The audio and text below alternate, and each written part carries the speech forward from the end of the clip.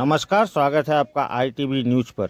11 फरवरी को वार्ड क्रमांक 68 की पौर्य माता सुदर्शना मुखर्जी की पहल पर 3 नंबर काकुलिया रोड शीतला मंदिर इलाके में लक्ष्मी पंचाली पुस्तिका लोगों को दिया गया। इसके अलावा इलेक्ट्रॉनिक्स डिस्प्ले के जरिए लक्ष्मी आई घर में दिखाया गया, साथ ही डेवलपमेंट प्लान पेश किया गया।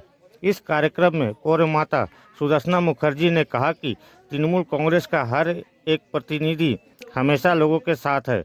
इस कार्यक्रम में वार्ड क्रमांक 65 की सभापति सुशील कुमार शर्मा के साथ दूसरे नेता और कार्यकर्ता भी मौजूद थे।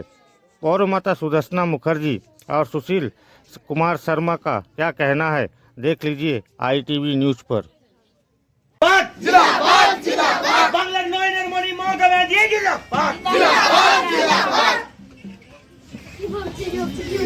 মমতা ব্যানার্জি জিন্দাবাদ, মমতা ব্যানার্জি জিন্দাবাদ। হোক না হোক, আমার মেয়েরা কি করে থাকবে, তারা কি করে স্কুলে গিয়ে পড়াশোনা করবে, স্কুলে গিয়ে পড়াশোনার পর যখন তারা 18 বছর আসবে তখন কন্যাশ্রী K2, তার আগে কন্যাশ্রী, তারপরে যখন সে বিবাহযোগ্য হবে তখন তাকে আরো 25,000 টাকা রূপশ্রী, তাই তো?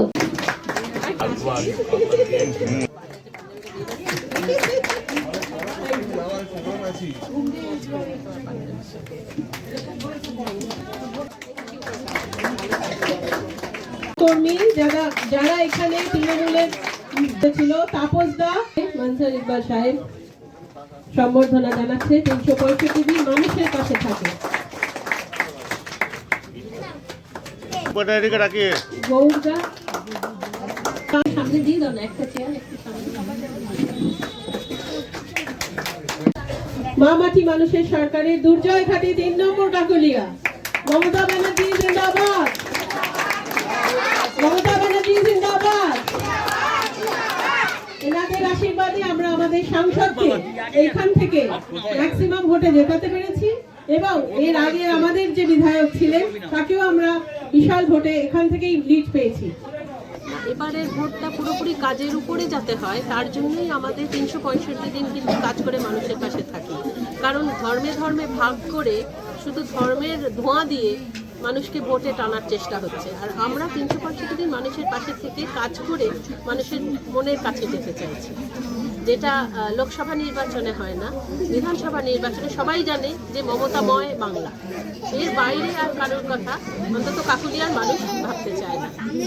বিরোধীরা বলছে যুবশ্রী নাকি ভোটের জন্য আনছে, আপনারা এটাকে কি সার্থক বলে মনে করছেন? বিরোধীদের কথা আগে থেকেই ছিল, লক্ষ্মী ভান্ডারও আগে থেকেই ছিল। এই ধরনের সামাজিক সব প্রকল্পের জন্যই মমতা ব্যানার্জি কিন্তু এই এত বছর টেনে আসছেন 2011 থেকে। বিরোধী শক্তি কি আপনাদের মহিলা শক্তিকে টানবার চেষ্টা করছে 3000 টাকার বিনিময়ে?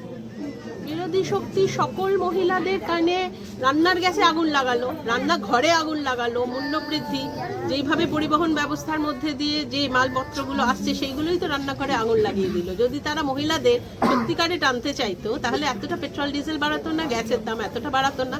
দ্রব্যমূল্য বৃদ্ধির পেছনে তো মোদী সরকারের নীতি, তো সেই নীতির জন্যই যে এসছে সেটা এখানকার মানুষ, বালিগঞ্জের মানুষ কিন্তু শিক্ষিত, কেউ বোকা নয় যে আমি বোকা হয়ে বললাম যে হিন্দু হিন্দু হিন্দু হিন্দু অমনি হিন্দু হিন্দু হিন্দু করলো।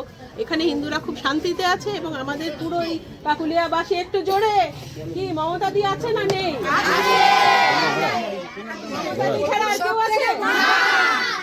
সোনার দাম বাড়িয়েছে, আমরা মধ্যবিত্ত ঘরে সোনার দামটা হচ্ছে আমরা চাই একটু কম হোক, সেখানে সোনার দাম বাড়িয়ে দিয়েছে। আমরা বিজেপি চাই না, আমরা মমতা ব্যানার্জিকেই চাই। দাম হলে আছে, থাকবে।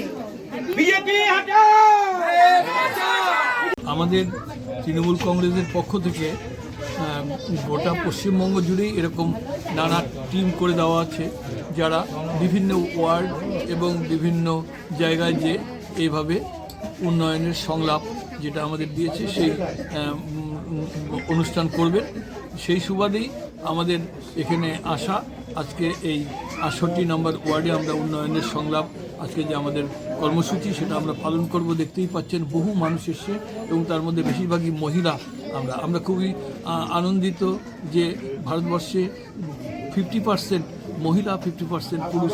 সেক্ষেত্রে মহিলাদের যে উন্নয়নের কথা একমাত্র ভাবেন যিনি, তার নাম মমতা বন্দ্যোপাধ্যায়, আমাদের রাজ্যের মুখ্যমন্ত্রী।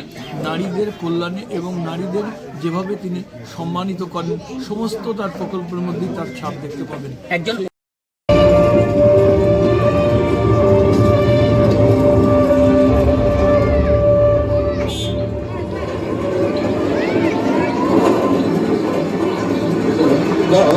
দাও